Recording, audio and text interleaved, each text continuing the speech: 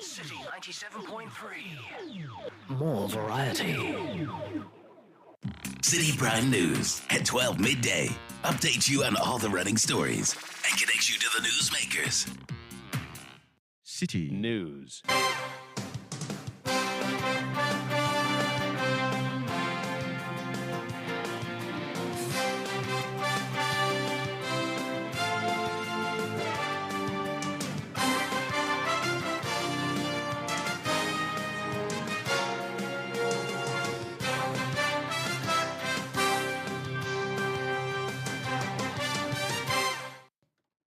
It's midday. Hello, good afternoon to you, and welcome to the Citi Prime News on 97.3 Citi FM. We are live from our studios at number 11 Dr. Martin Loop in Adabraka, Accra. The news is also live on all our partner stations across the country and around the world. We are live on citinewsroom.com. My name is Hawah Iddrisu Mustapha, and this afternoon I'm here with Kwaku, Aduamah, Ansah. Coming up, Trade Union Congress protests the refusal of Ansah Ghana Limited to reinstate 3 dismissed workers of the company. Sunan Asogli $750 million cannot buy our rights. No way! No way! We are demonstrating to the whole world that unions in this country will exercise their right. Yes. Also coming up, members of the Pensioner Bondholders Forum continue picketing at the Finance Ministry to demand the payment of their mature coupons and bonds. It is just fair at a certain level to maintain your integrity and your word, because you have told the whole world and you have told us, your creditors, that I'll pay everything before me. Now what happens? Nothing happens. We are now in May. Still ahead, police in the Eastern region arrest 2 foreign nationals and a sub-chief for allegedly engaging in illegal mining at Achim Oda in the Brim Central Municipality. If you want to check the minutes of Galamsey, first, government has to stop allowing people to import chamfine, the cheapest machines that we use to do the Galamsey. The government has to stop. I think it's just taking small taxes on it. So if you stop them, where are they going to get that machine to build their pantu or whatever it is? And later, as we build up to the NDC presidential and parliamentary primaries on Saturday, May 13, today we put the spotlight on the Adenton constituency, where the incumbent MP Adamu Ramadan will face off competition from two strong members of his party. We are looking at jobs for the youth, and then trade, those who are not having any trade. We hope that whoever will come, that is why we are vying for her. All that and more on Citi Prime News, which is live on all our affiliates across the country. In the Western region, you are listening to us live from Premier FM 100.5 in Takoradi, Beach FM 105.5, also in Takoradi. Bono region, we are live on Greener FM 95.9 in Sunyain. Ashanti region, Orange FM 107.9 in Kumasi. Eastern region, Right FM 90.1 in Somenya. Volta region, we are live on Holy FM 98.5 in Aplao. Northern region, Dasuma FM 99.1 in Yendi. Upper East, Word FM 88.3 in Zwarungu. And Upper West, we are live on Bugli Radio 88.6 in Wa. Citi Prime News at 12 midday. Updates you on all the running stories and connects you to the newsmakers. Grateful for choosing us. The Trade Union Congress TUC is demonstrating against Sonan Asogli Power Limited for its refusal to reinstate 3 dismissed workers who are their local union executives. According to the union, the workers had their contracts terminated because they decided to join the Ghana Mine Workers Union under the Trade Union Congress. But Sonan Asogli has refuted such claims, explaining that the workers were dismissed due to the union's unlawful operations in the company. Speaking to the media, Secretary General of the Trade Union Congress, Dr. Hawah, says he remains positive that the workers will be reinstated.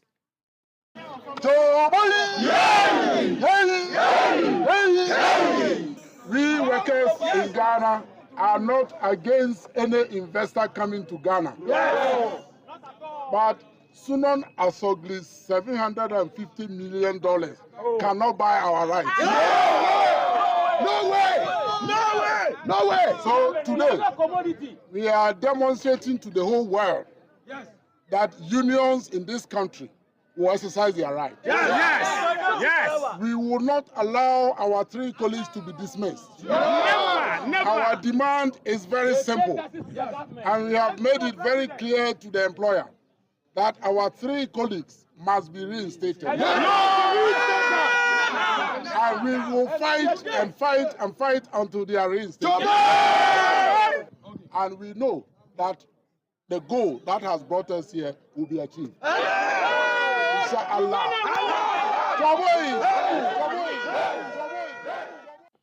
He had the Secretary General of the Trades Union Congress. Now, the General Secretary of the Ghana Mine Workers Union, Aduamah Bana, says they will not relent in ensuring that justice is served for their members. We all know why we are here today. Yes! We are being exploited by a Chinese employer called Sunan Asogli. Our rights as workers have been abused by a Chinese employer called Sunan Asogli. Are we going to sit down for this to happen? Will we sit down for this to happen? Shall we sit down for this to happen? Choboy! Choboy! Choboy! They dismissed 3 of our leaders, our union leaders, for absolutely no reason. They said because they joined the union and they chose to be elected as union leaders, they have to dismiss them. Choboy! Those of us here, are we not union members? Are we not employees of employers? Do we not come from different companies? Choboy! Choboy! Why must Sunan Asogli be different? Why must Sunan Asogli be different? Choboy! Choboy! We will not sit down for this to happen to us. Our 3 union leaders must be reinstated. Choboy! They must be reinstated. They must bring down back our 3 union leaders. Choboy! Choboy! That was the General Secretary of the Ghana Mine Workers Union, Aduamah Bana. Let's go live to Pong, where the demonstration is currently taking place, and speak to my colleague, Kennedy Chumesi, who has been with the protesters since morning. Good afternoon to you, Kennedy. Many thanks for your time. Now, how did we get here today? That means give us a brief background to how we got here today. All right, Hawah. So basically, this demonstration stems from the fact that the workers of some workers of Sunan Asogli Limited decided to join the Ghana Mine Workers Union. Now, the Ghana Mine Workers Union is a union under the Trades Union Congress, which is the TUC. And according to the union, these some of these workers have been dismissed on the basis that they joined the union.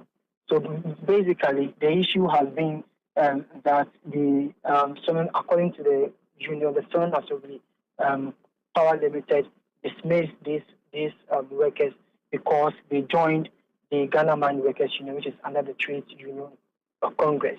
These workers, according to the union, have done nothing wrong in terms of they not doing their duties, performing their duties, and then the other stuff. But basically, because of they joining the union.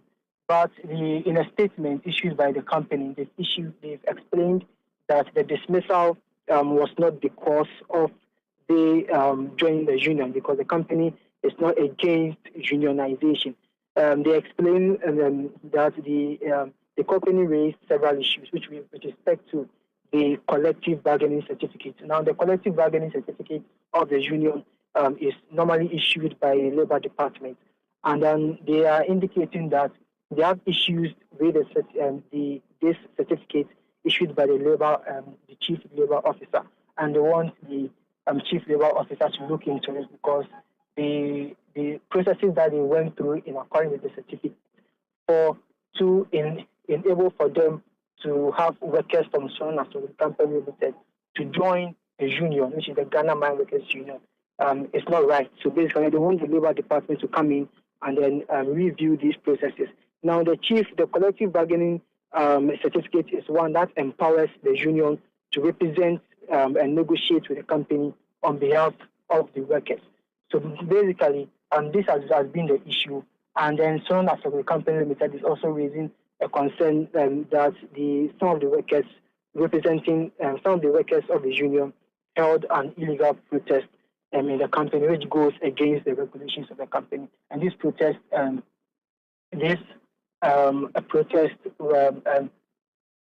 came in to contravene the regulations of the company.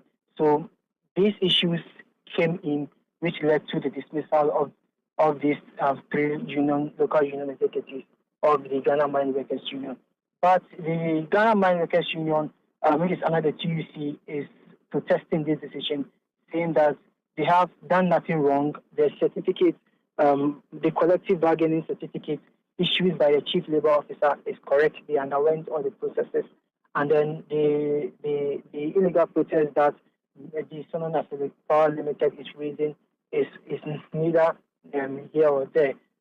They went through the processes before going ahead with that protest. So the dismissal of these three,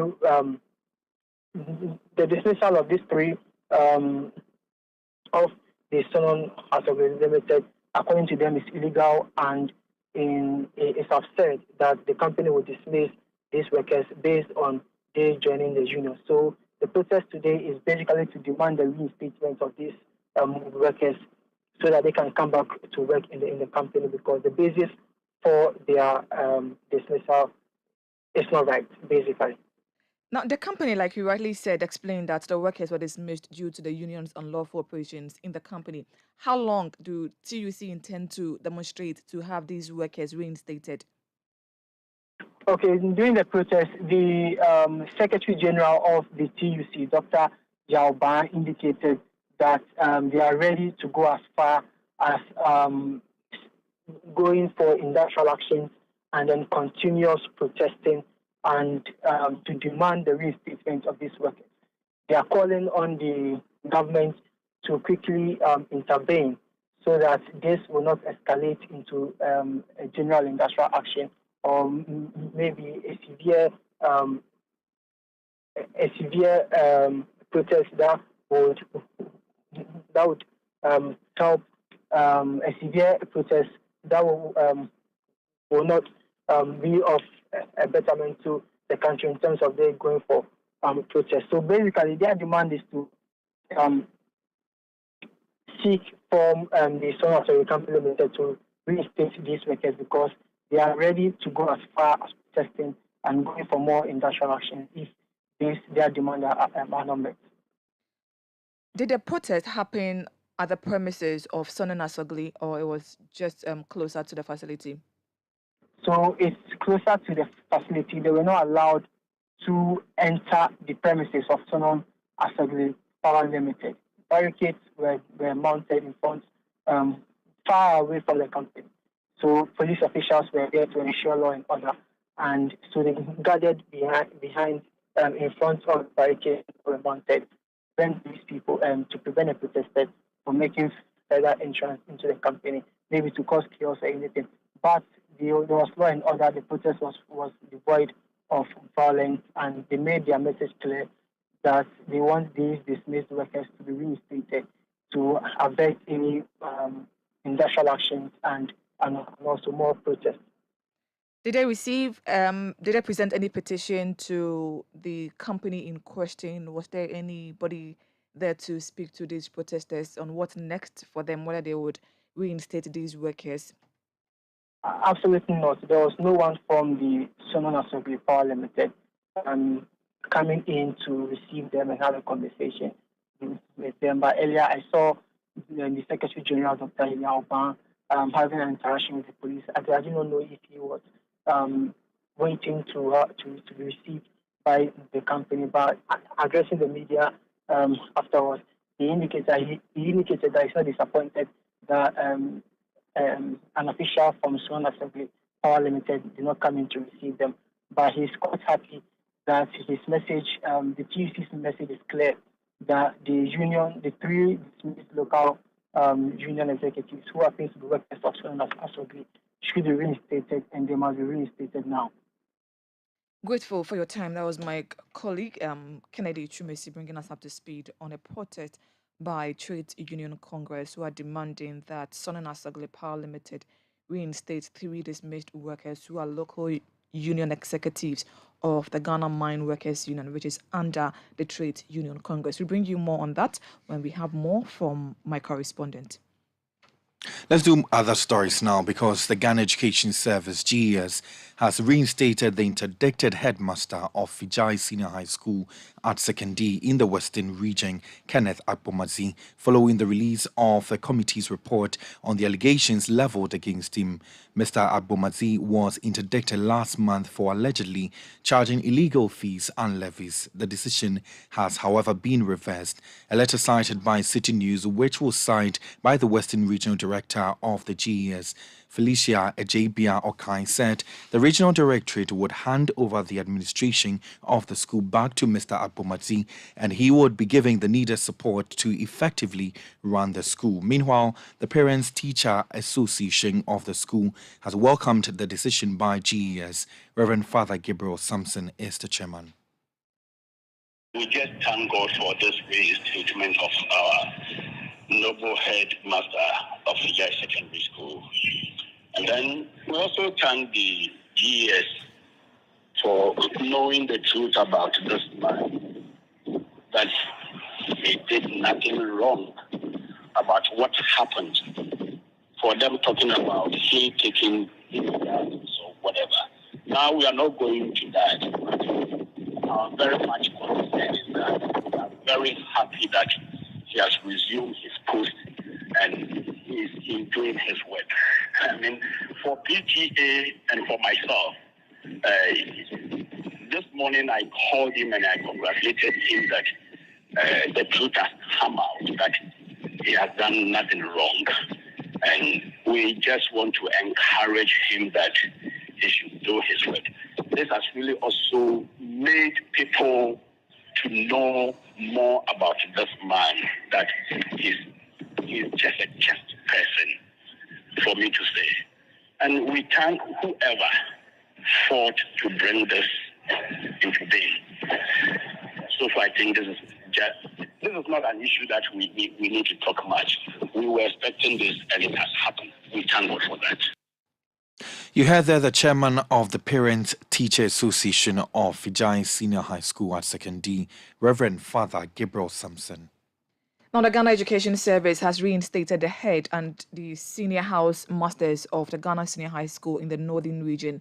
The two were interdicted following a media report alleging that a toilet facility had been converted into a dormitory facility for students in the school. Subsequently, a committee was set up to investigate the situation. Sources at the Regional Ghana Education Office revealed that the reinstatement was based on recommendations made by the committee tasked to investigate the issue. Citi News' checks at the school revealed that the headmaster and the senior housemaster have resumed their roles. Let's now take you to the Finance Ministry, where members of the Pensioner Bondholders Forum have picketed the ministry for the second day to demand the payment of all outstanding coupons and principals on their bonds. This is the second time the group of pensioners is using this channel to voice their opinions after they successfully secured an issuer exemption from the Domestic Debt Exchange Program in February this year. Although the government has made some payments recently, the pensioners tell Citi News the lack of clarity and communication from the ministry makes planning difficult. If you exempt somebody, then you don't come back and say, let me discuss with you. It is the person who stepped out that you are saying, look, you stepped out, but now I'm finding it difficult. But this one I exempted because I am sure that together with those who joined, I can pay them fine, that is it. Then now, we come 21st, you say that we said no. Then we give you up to 28th. Then you announce that you pay all before the end of the month. It is just fair at a certain level to maintain your integrity and your word. Because you have told the whole world and you have told us, your creditors, that I'll pay everything before me. Now what happens? Nothing happens. We are now in May. Early March, bills have not been paid. Then suddenly, when we say we'll go, you start paying. You are paying it in pieces. Today you pay 6th, then you come to 20th, then there's another 6th which is outstanding, and we have to figure out what is happening.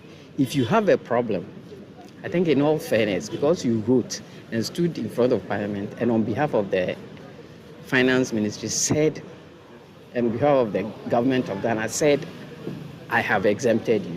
Tell the person, I have a problem.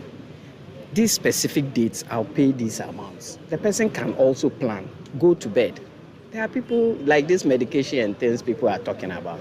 If I have medication and I know that on this day, you keep your word, you pay this way, then if I can buy, I buy. But if I'm not sure what I'm holding, I may space out the drugs and it will be good for me.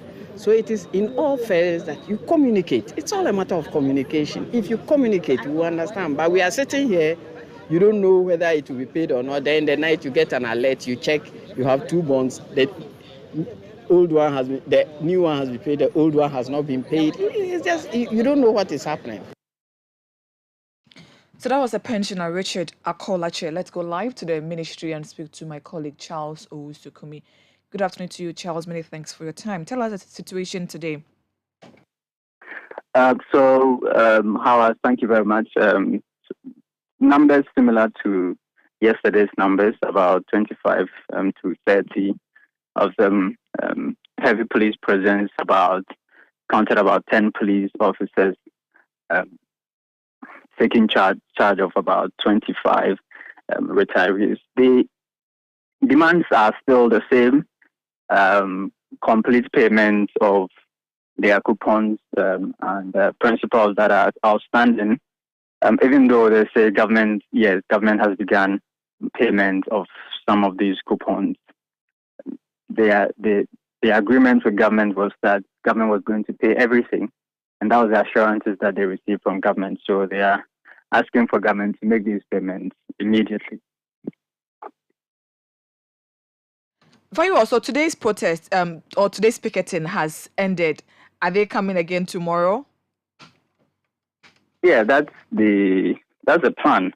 I asked Dr. Joanna Nyantri if they are not going to court because they have an exemption from the domestic based exchange program. If that is not enough grounds to go to court, and he says no, they do not have the luxury of time to go through the court processes. So they feel that this is the sure way to put pressure on government to give them their demands. And that's what they are going to do. They are going to be picketing the finance ministry every day until government makes these payments to them. And for the second day, there was no response from the ministry? No. So, during the struggle, I should say, for the exemption, the finance minister addressed them twice. This time round of picketing, I've not seen the finance minister anywhere close to the group. He's not been there since yesterday. Nobody from the finance ministry has also addressed them. Yesterday, we're expecting a response in a press statement or something of the sort, but that did not happen. Today, nothing of the sort has happened. The day is still young. It's not ended yet. We don't know if the finance ministry is even aware that there is any sort of picketing ongoing outside its walls. But if they are aware, we expect that they would respond in a press statement. Very well. Most grateful for your time. That was my colleague Charles Owusu-Kumi bringing us day 2 on the picketing of the Finance Ministry by members of the Pensioner Bondholders Forum. This is still the Citi Prime News on 97.3 Citi FM. My name is Hawah, Iddrisu, Mustapha here with Kwaku, Aduamah, Ansah. Still ahead, police in the Eastern region arrest 2 foreign nationals and a sub-chief for allegedly engaging in illegal mining at Achim Oda in the Birim Central. We have details coming up shortly. Please don't go away. Citi Prime News at 12 midday. Update you on all the running stories and connect you to the newsmakers.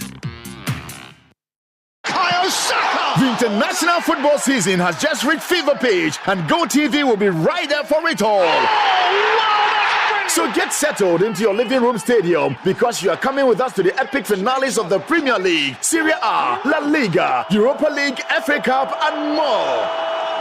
All you have to do is get and stay connected to GoTV, where all the big games keep coming. Points of world-class difference. GoTV, love it. No one stops that. Citi Prime News at 12 midday. Update you on all the running stories and connect you to the newsmakers. You're welcome back. The Achim Oda Divisional Police Command has arrested 2 foreign nationals and a sub-chief for allegedly engaging in illegal mining at Achim Oda in the Birim Central Municipality. The 3 people were picked up by the police at the mining site and were sent to the Achim Oda police station before being granted police enquiry bail. The Achim Oda Community Mining Project coordinator Nana Owusu Ejekum dispelled claims they were engaging in galamsey and said the 2 Yemenis only came to install components of recycling machines and train his workers on the use of the machines to be used for community mining. He went on to call on the government to permanently ban the importation of chamfans. I've made mention of how to go about stopping the illegal mining. The illegal mining is the cheapest way of doing mining. The equipment and everything that they use is very cheap. So anybody at all can go in for mining, provided he can have a land, whether from the family or from a friend. You go into mining. So if you want to check the minutes of galamsey, first, government has to stop allowing people to import chamfine, the cheapest machines that we use to do the galamsey. The government has to stop. I think it's just taking small taxes on it. So if you stop them, where are they going to get that machine to build their panto or whatever it is? You see, to mine inside the river. So the government has to stop allowing people to bring in that chamfine. He had Achim Oda Community Mining Project coordinator Nana Owusu Ejekum. Now, a human rights advocacy group based in the northern region, Songtaba, is calling on the police to expedite investigations after the arrest of perpetrators involved in the alleged killing of 2 people in Zagpalsi over the weekend following accusations of witchcraft. According to the group, the arrest will bring justice to the bereaved family and also motivate people within the community to confidently report to the authorities when people are suspected of practicing witchcraft and are also threatened. Speaking to Citi News, the executive director for Songtaba, Laminatu Adams, noted that a committee had also been set up to probe the circumstances leading to the alleged lynching of the 2 people. We are just going to follow up with the police to see, because as at yesterday there was no any arrest, and we are also picking signal of threat to the bereaved family. Looks like even the man whom everybody has left. So we're just doing some follow-up to see, picking stories to see how we can better protect the family. There's a committee already working on it. So the committee on the regional reintegration committee, which issued a statement yesterday. So we're just following up with the police to see how we get justice for the victims and their families. The executive director for Songtaba also called on Parliament to prioritize the passage of the anti-witchcraft bill as an emergency bill to stem the tide of witchcraft accusations. A private members' bill led by Honorable Francis Sosu, the Medina MP, and 4 others are crusading also for the anti-witchcraft bill to be passed. They have made some visits to the north to visit the camp and have first-hand information. We are in touch with them and we've had series of engagement on the bill. We understand it's been laid to Parliament and they'll soon call for memos. And so for me, considering that some of these bills take longer time to pass, especially the affirmative action bill, which we are still battling with, we are thinking that this has a serious emergency. And so therefore there's the need for it to be seriously passed, just like we passed the one for Galamsey and then the one for violent extremism. You heard there the executive director for Songtaba, Laminatu Adam, speaking there. Now, a criminologist with the Kwame Nkrumah University of Science and Technology, Dr. Jones Opokuware, is urging the country to pay particular attention to the socialization of both children and adults following a number of cases or killings reported in parts of the Greater Accra, Ashanti and Bono region. He also reiterated his calls for the criminal justice system to be strengthened to send a strong signal to perpetrators of crimes that they would not go scot-free. There is more in this report. In February this year, a 17-year-old second-year student of the Islamic SHS in Kumasi, Aisha Seidu, was killed at Winchi in the Bono region. According to reports, she was found in a pool of blood in her room and was rushed to the Winchi Methodist Hospital, where she later died. Family members of the deceased suspected foul play and called for justice for the deceased. Oda Friday, Mimina, Kusiada, Juada Nopa, Beye 7:30 to 8. And I won't say Aisha. On Monday at about 7:30 a.m., we realized that Aisha was not around, but her window was opened. So I made one of the people in the house enter into her room through the window. That was when we saw her lying in a pool of blood. We saw that she had been hit with 2 wounds. We rushed her to the hospital and the doctors did their best, but she died on Tuesday.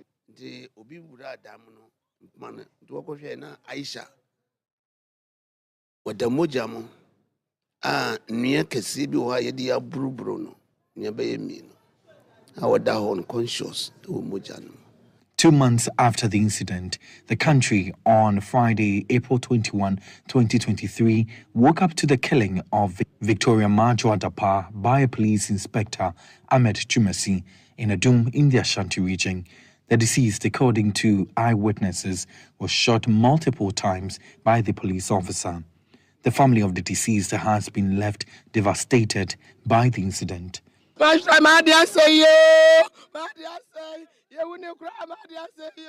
very devastated. I want justice to be served in this matter, even though I know justice won't bring Majwa back to life.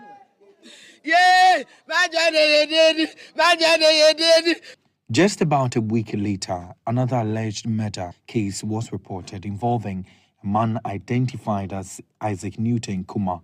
The suspect is reported to have killed his 25-year-old wife, Eunice Ame Na, on Friday, April 28, with a machete at Nungwa, while he also allegedly inflicted cutlass wounds on the stepfather of his wife. Mother of the deceased, Patience Jumo, says justice must be served.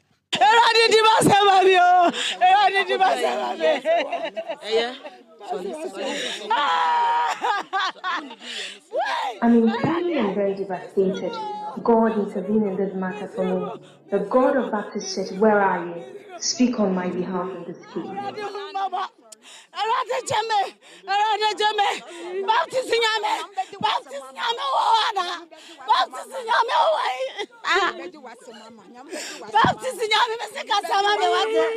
The latest case of violent crimes leading to death involves a toddler who is reported to have been butchered by the son of the landlord of his parents at Adankwame within the Achimanwabieja North District, also of the Ashanti region, on Friday, May 5, 2023. This was after the landlord's son had an altercation with the deceased father. My husband and daughter, who are currently in the hospital, are in critical condition. They are really suffering. The suspect has caused us grave pain. We are looking up to God to console us. In all these cases, different reasons have been ascribed for these incidents.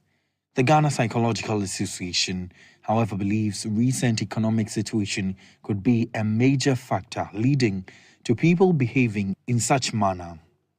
Once the economic conditions go up, definitely it affects how we all think, how we all behave in one way or the other.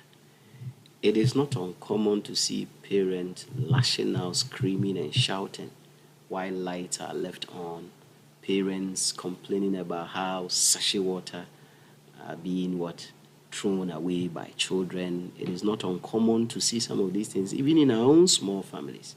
It tells you, yes, the increasing situation of, as far as the economic conditions are concerned, certainly are beginning to affect how people think and how they behave. So there is a connection between the economic distress, how people feel, and how they begin to behave. So there is certainly a link between the economic condition and then people's behavioral patterns. For criminologist with the Kwame Nkrumah University of Science and Technology, Dr. Jones Opokowari, critical attention ought to be paid to the socialization process in the country, while reiterating calls for the criminal justice system to be strengthened. This, he says, will address the rising cases of killings. Looking at the nature of the crimes, as I've said, most of them are filled with rage, and we need to manage our anger. Okay, and I think that we are not doing very well as a country in the way we raise people to manage their emotions. This is something that I think has to go through, the socialization process. Okay, where we have to train and raise our children and raise people in a way that they can manage the way they behave, manage their emotions, and manage all the passion that comes out of these emotions. So I think that we have to look at our socialization process as a country, especially from the family level, and then as we move on through the schools and also even through other institutions, we should be able to raise people very well to become more, controlling of their behavior. We must also strengthen the criminal justice process.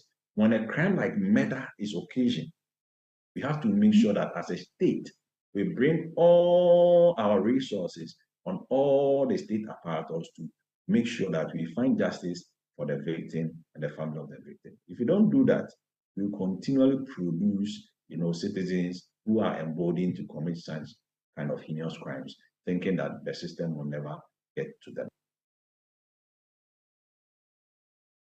So you had there a news desk report.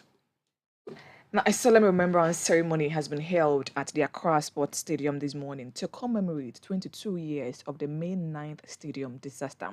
127 football fans lost their lives in a stampede, which occurred during a league match between Accra Heart of Oak and Kumasi Asante Kotoko at the Accra Sports Stadium in 2001. City Sports Evans Ofochu Manso, also known as Pichichi, joins us in studio for us to tell us more on the commemoration event which was held at the Accra Sports Stadium. Good afternoon to you, Pichichi. Thank you for joining us. Tell us about today's commemoration event. It's been 22 years already. Exactly, Hawah. And so the families of the victims, alongside the Sports Minister, Honorable Mustapha Yusuf, officials of Accra Folk and Kumasi Asante Kotoko, alongside the general public, all converged at the Accra Sports Stadium, and the event started with the reading of tributes to remember the 127 lives that was lost on that day. And then they moved to the wreath laying ceremony, which the sports minister did that on behalf of his ministry. Officials from the House of Folk and Kotok also did same, and then the sporting fraternity. Now, a monument was erected just at the entrance of the Accra Sports Stadium, and the names of the 127 departed souls on that monument. Now, speaking at the event, Sports Minister Mustapha Yusuf reiterated government's commitment to make sure that there's never a repeat of a stadium disaster in Ghana. We remember today not only the lives were lost, but also the bravery of those who rushed to assist in the rescue effort or mission, provided comfort to those affected on that fateful day. These strategies serve as a reminder of the importance of safety in our stadium. As sports minister, I'm committed to ensuring the safety of all athletes and spectators attending sporting events, and we must take the necessary steps to make sure that such tragedy never happen again. This day is also a time to reflect on the power of sports in our society. Sports has the power to unite us and to bring us together regardless of our differences. It is therefore important that we use the power of sports to promote peace among ourselves and understanding and unity among all of us. The government of Ghana is committed to ensuring that sports is accessible to all of us and that everyone can participate and enjoy it. We are constantly looking for ways to improve the safety of our sports and to ensure that all our athletes and spectators are able to enjoy the sports in a safe and a secure environment.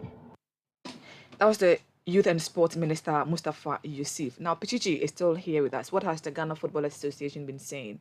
So the GFA released a statement today, and basically they are appealing to the various stakeholders to make sure that they don't repeat such an incident. So the statement reads, and says, as we mark the 22nd anniversary of the May 9th stadium disaster today, the Ghana Football Association once again extend our profound condolences to the families and friends of the victims and the entire football family.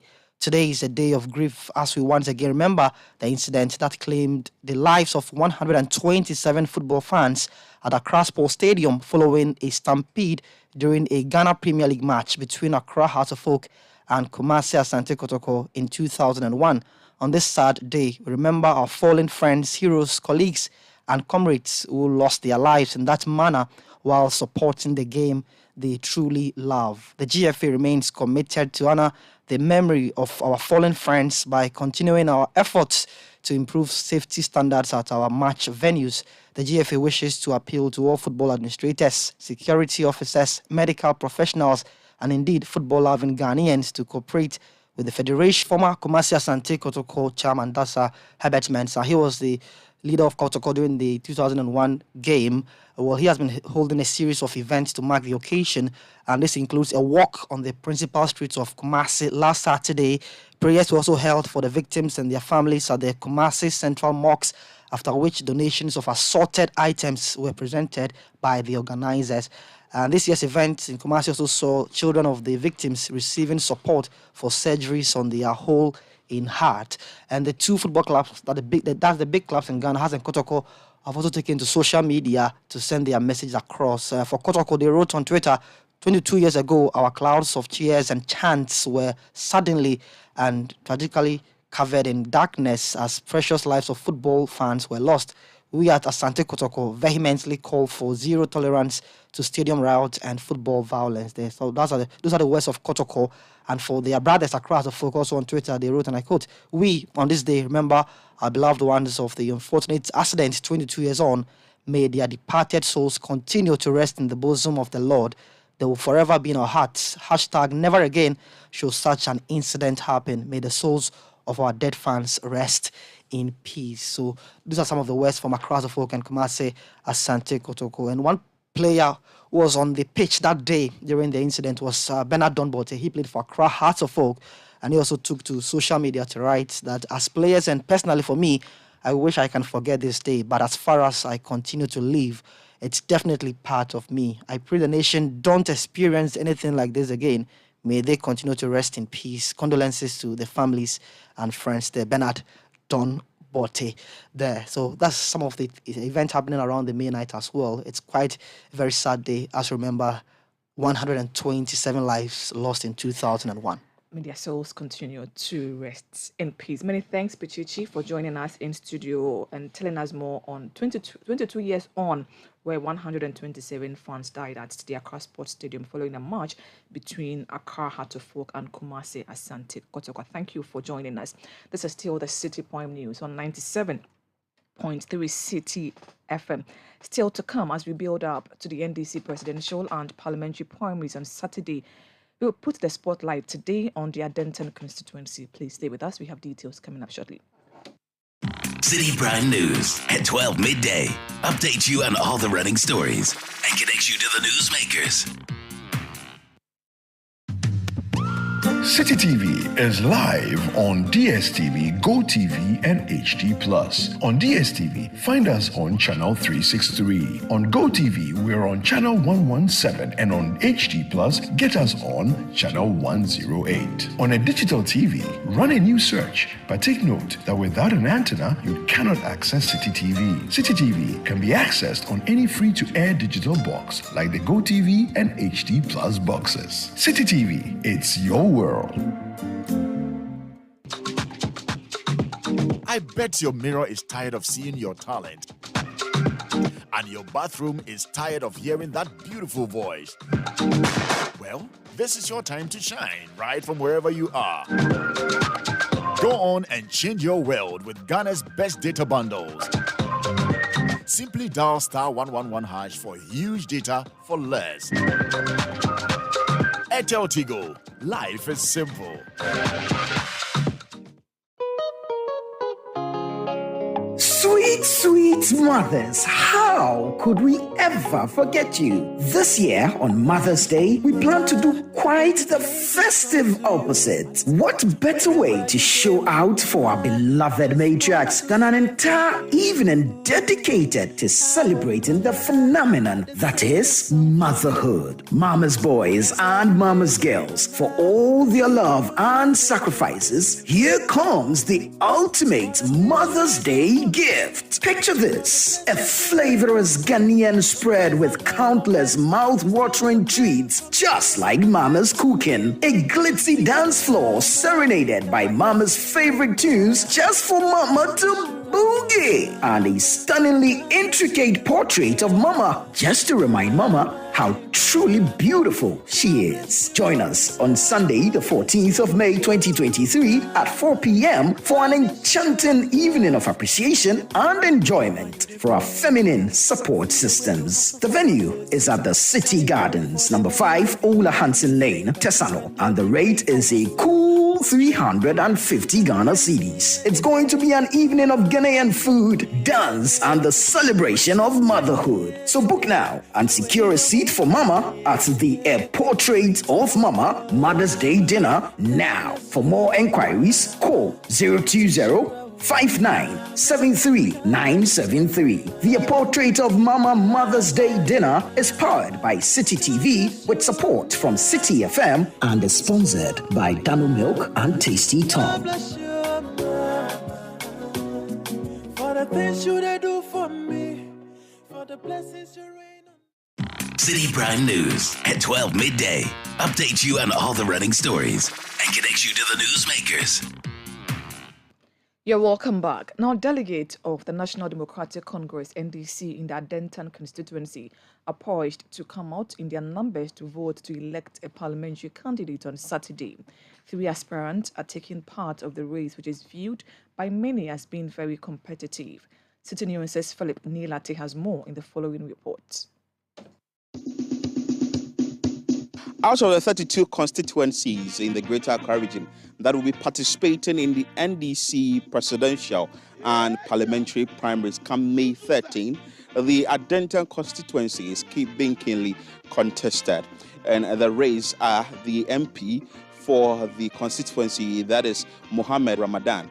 Also, a lady who is an engineer and also a member of the party, Linda Asibi Awuni, is in the race. And also, a former minister for gender, Nana Oye Bampo Ado, is also in the race. Who is the best? Linda Awuni is the best. Go straight to number 2.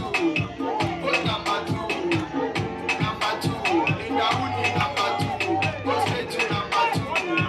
Post number 2.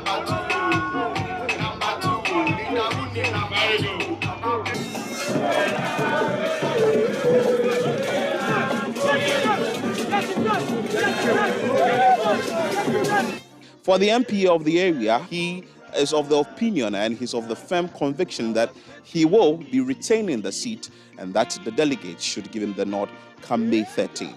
I'm quietly hopeful. I'm very confident. My party is in opposition. My party is not in government.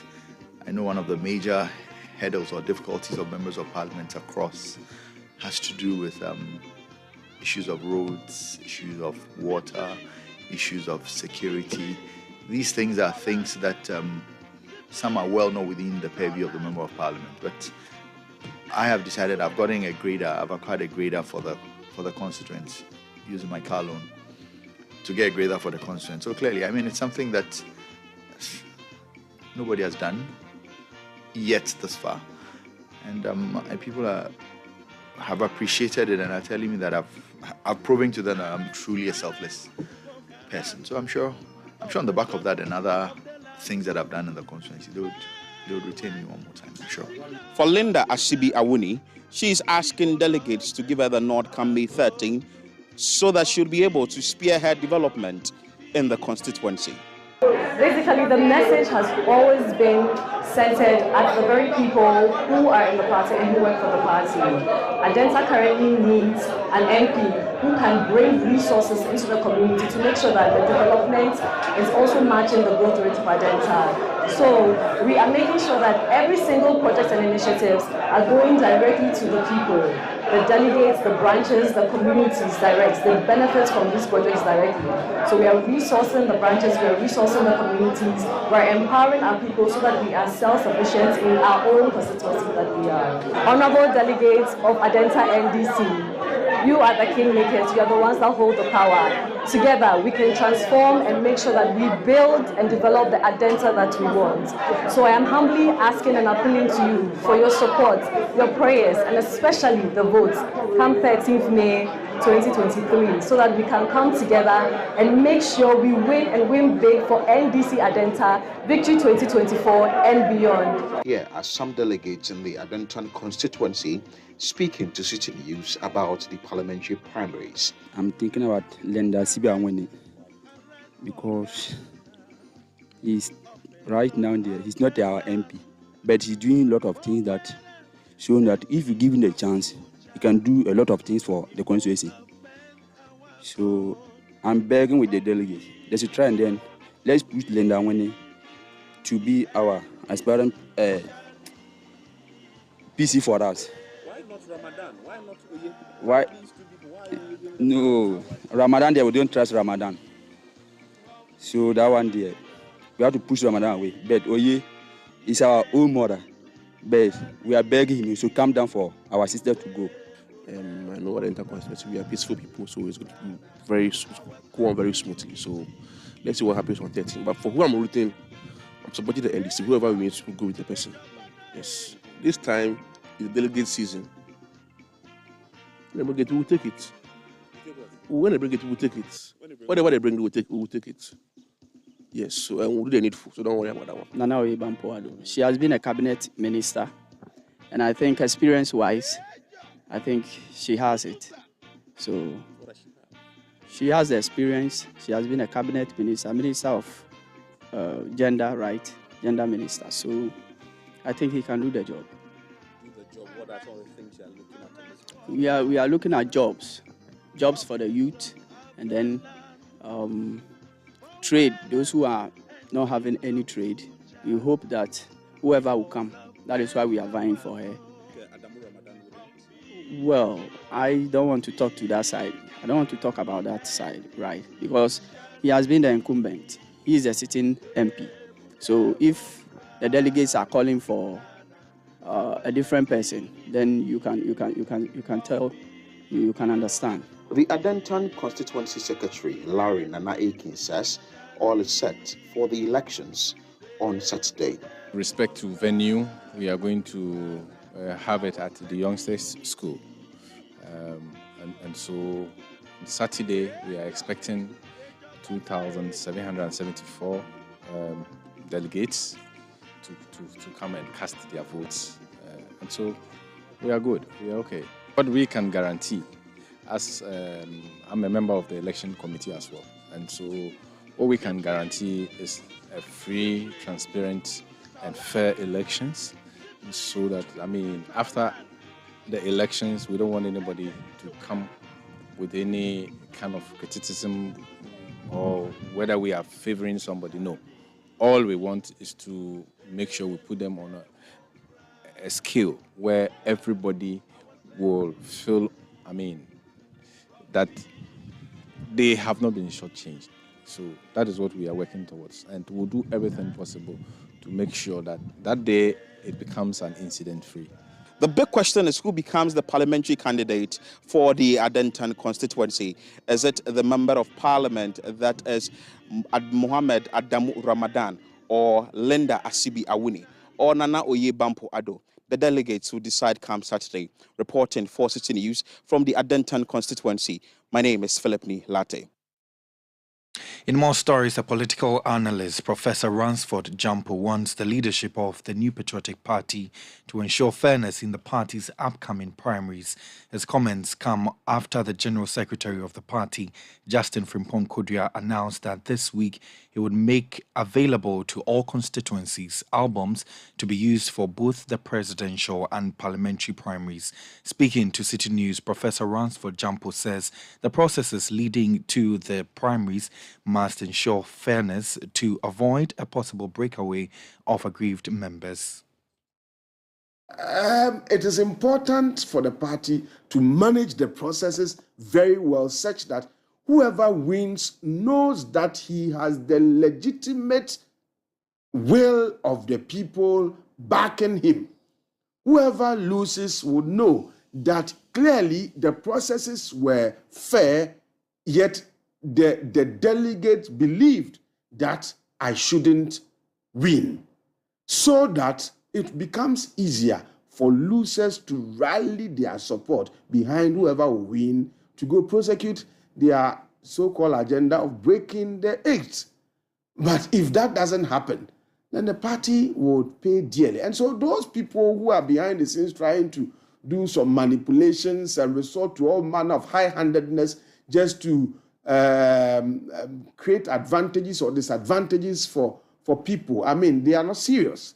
It tells me that they are not learning. It tells me that they are not even interested in their own electoral fortunes. But if you are interested in your own electoral fortunes in the next election, then let the grounds be level, let the processes be fair, so that whoever wins knows he's won. Whoever loses is able to come on board the winning team, and then you work together to win or to prosecute your agenda of breaking the eight. And so it is very important for me.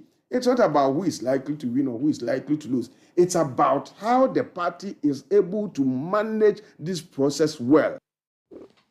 Professor Ransford Jampo is a political analyst. Still with the NPP, some youth in Karaga in the northern region yesterday went on a rampage and destroyed property belonging to the party. Reports indicate that the action may have followed the arrest of 3 people in connection with the shooting of a sub-chief in the area some 2 weeks ago. Now, calm has, however, returned to the community to bring you more details in a subsequent bulletins. And that's how we wrap up today's edition of the Citi Prime News, which has been live from our studios in Adabraka, Accra.